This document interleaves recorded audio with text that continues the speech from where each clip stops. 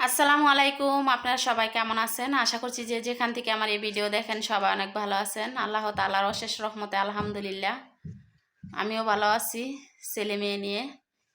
তো প্রতিদিনের মতোই আবার একটা নতুন ব্লগ শুরু করলাম।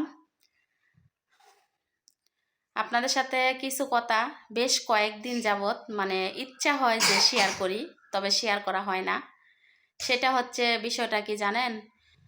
এই বিষয়টা শেয়ার করা, কেউ কেউ খুশি হইব, আবার কেউ কেউ মন খারাপ করব, আবার কেউ আমি এই কথাটা বললে মনোযোগ সহকারে শুনলে ব্যাখ্যা করব।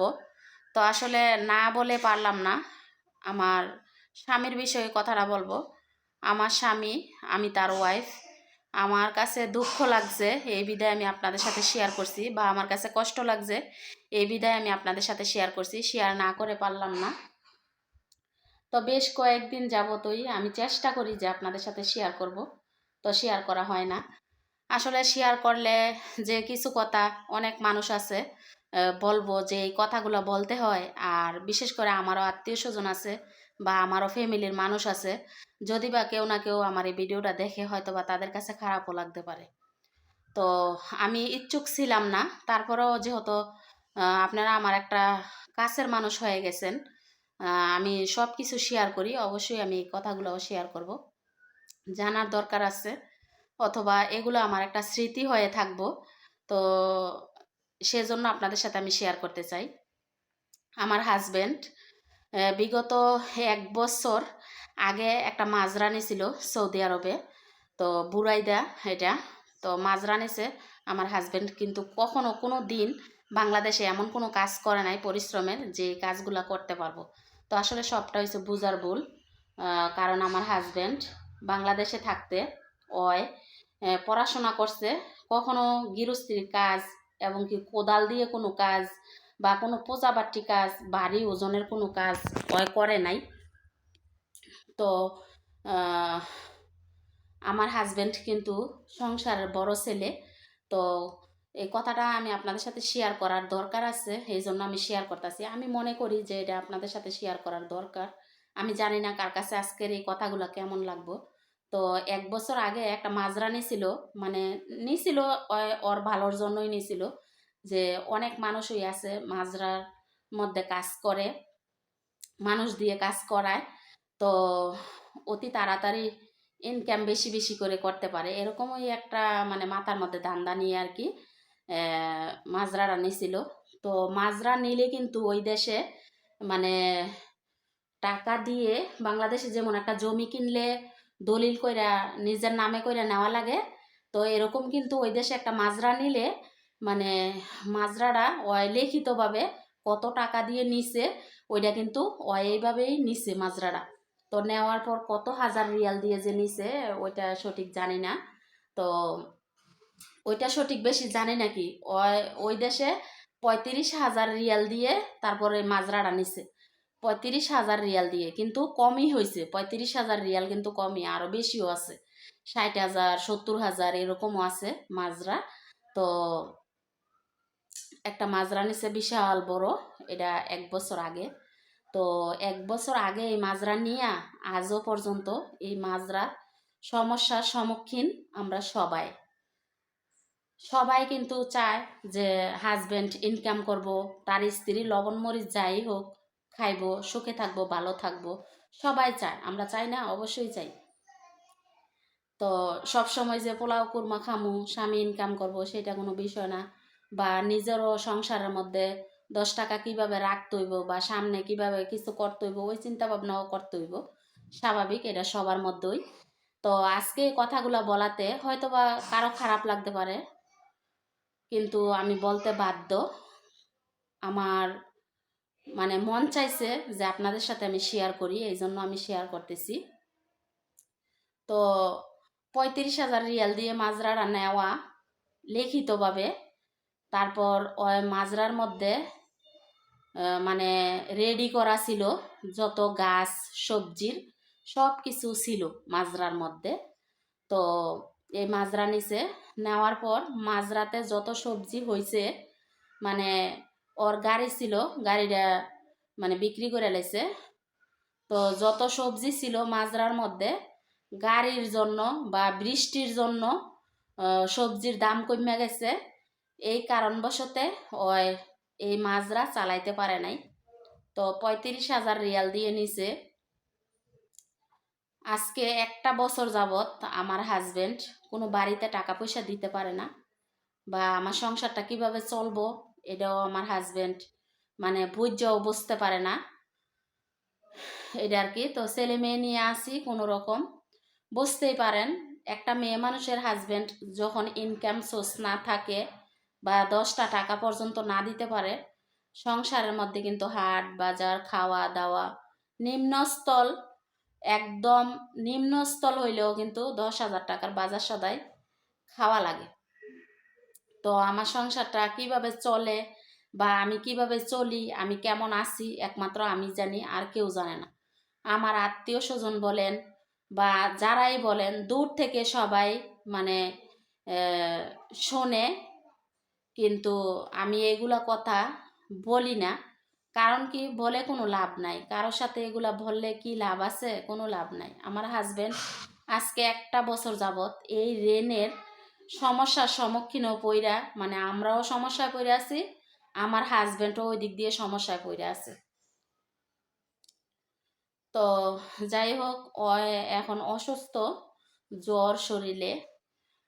তাছাড়া আজকে কয়েকদিন যাবৎ কথাও হয় না, বেশ কয়েকদিন যাবৎ ওর সাথে কথাও হয় না, ফোন টোন দিতে পারে না, ফোন দেয় না। যাই হোক, এখন সবাই দোয়া করবেন যাতে আমার হাজবেন্ড সুস্থ সবল হয়ে মানে ফিরতে পারে বাংলাদেশে, এবং কি সে যে ওইখানে ঋণটা দিয়ে তারপর যে বাংলাদেশে আসতে পারে। আমি চাই, যেহেতু 20-22 বছর হয়ে গেছে বিদেশ করতেছে, আমি এখন আর ইচ্ছুক না যে আমার হাজবেন্ড আরও সে বিদেশ করুক, সেটা আমি চাই না। আমি চাই সে ফিরে আসুক বাংলাদেশে, আমরা ডাল ভাত খেয়ে আল্লাহ যেভাবে চালায়, আল্লাহ যেভাবে চালায় আমরা এইভাবেই চলবো। আসলে কি দেখেন আমার হাতটা কিভাবে কাঁপে, মোবাইল ক্যামেরাটা লড়তাছে। তো আমি চাই যে ও যদি বাংলাদেশে আসে, তাইলে যেভাবে আল্লাহ চালায় এইভাবে চলবো। আমি আমার নিজের গতিতে কিন্তু চলতাছি। আমি আসলে যাই ঘর ভাড়া হয় এগুলা টাকা আমি নিজেই ভাঙ্গি, আমার নিজেরই মানে খরচ করে নিতে হয়। তো 10টা টাকা পর্যন্ত আমার থাকে না। আর বিশেষ করে সংসারে আমি যা দেখতেছি, সামনে খালি খরচ বাড়তাছে। যেমন জোনায়েদরে ভর্তি করাইলাম 5,000 টাকা দিয়ে, আর প্রত্যেক মাসে 1500 টাকা বেতন দিতে হয়, আর আমার সংসারটা তো আছে ওই। তো যাই হোক, সবাই দোয়া করবেন আমি যে ভালোভাবে চলতে পারি, বা আমার ছেলে মেয়েকে নিয়ে যে আমি ভালো থাকতে পারি। কত মানুষ আছে যে স্বামী যদি ইনকাম করতে না পারে, তাইলে স্বামীর সাথে ঝগড়া করে, রাগারাগি করে, অনেক কিছু করে, কিন্তু আমার বাবুর বাপে কোনোদিন বলতে পারবো না যে আমার সংসারের মধ্যে 10টা টাকা নিয়ে এবং কি তার কাছে কোনো কিছু চাই আমি ঝগড়া করছি। এ কথাটা কখনো বলতে পারতো না। আমার আত্মীয় স্বজন আমার কিচ্ছু জানে না, কারণ আমি মনে করেন আমার হাসি মুখটা, আমার আত্মীয় স্বজন যারা আছে সবাইরে আমার হাসি মুখটা দেখাই, কিন্তু আমার ভিতরে যে কি চলে বা আমি সুখে আছি না দুঃখে আছি কাউরে বুঝতে দিই না। আমি সবসময় হাসি মুখে চলি এবং হাসি খুশি থাকতে চাই। হাসি খুশি থাকাটা আমি খুব বেশি পছন্দ করি। তো আল্লাহ আমার যেভাবে চালায় আমি এভাবেই চলতেছি। তো এই কথাটা আপনাদের সাথে আমি শেয়ার করতাম না, কিন্তু শেয়ার করছি। কারণ কি জানেন, অনেক মানুষই বলে যে ওর হাজবেন্ড ইনকাম করতেছে, খাইতেছে, মজা মজা চলতেছে, হয়তো বা এরকমও কারো না কারো মাথায় কাজ করতে পারে।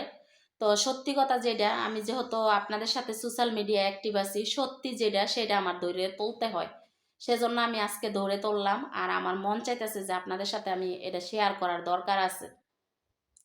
আমার হাজবেন্ড মোটামুটি এখন একটা বিপদই আছে, ওইখানে এখন মোটামুটি একটা বিপদই আছে।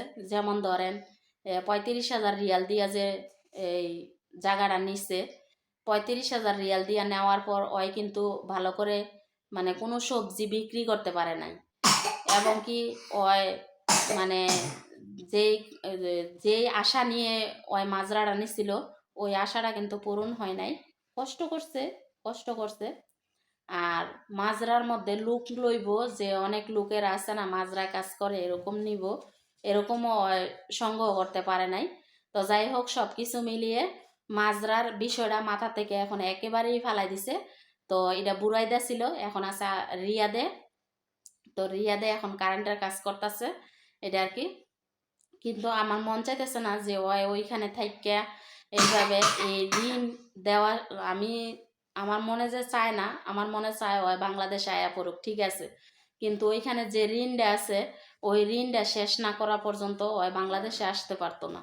আর আমিও চাই না যে ঋণ শেষ না করে বাংলাদেশে আসুক। ওই আল্লাহ যদি বাঁচায় রাখে, ওর এখন শরীরটা বেশি একটা ভালো না, সুস্থ হয় আল্লাহ দে। আর সুস্থ সবল থাইকা ইনকাম কইরা যাতে করে ওই মাজরার ঋণ দিয়া তারপর বাংলাদেশে আসে। সবাই দোয়া করবেন। এখন যে কাজ করতেছে ওই কিন্তু টাকা হাতে নিতে পারে না, এই জন্য আমাদেরকে দিতে পারে না।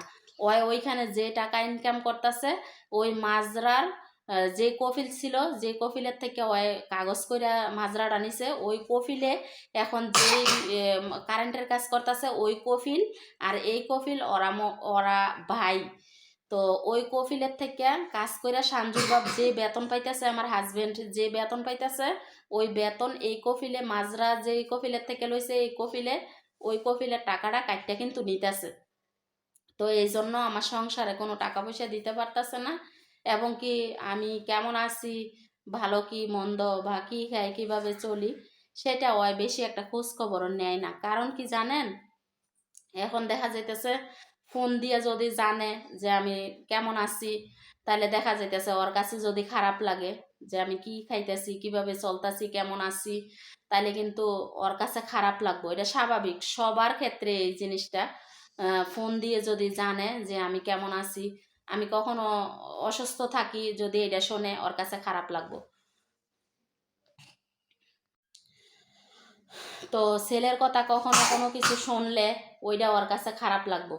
তো এই জন্য ওই বেশি একটা ফোন টোন দিয়ে মানে ভালো মন্দ জিজ্ঞেস করে না বা জানতেও চায় না। তো আমিও তেমন কোনো কিছু জানাই না, যখনই ফোন দেয় একটু ভালো মন্দ জিজ্ঞেস করি, একটু কথা বলি, সেটাই। তো আমাদের মধ্যে এইটা চলতেছে বুঝছেন, আমাদের মধ্যে চলতেছে এখন। আমার হাজবেন্ড ইনকাম করতেছে যে টাকা, ওই টাকা ওই হাতেও নিতে পারে না। ওই টাকা ওইখান থেকে কাটটা ওই কফিলে নিয়ে যায়, মাজরার যে কফিল ওই কফিলে নিয়ে যায়।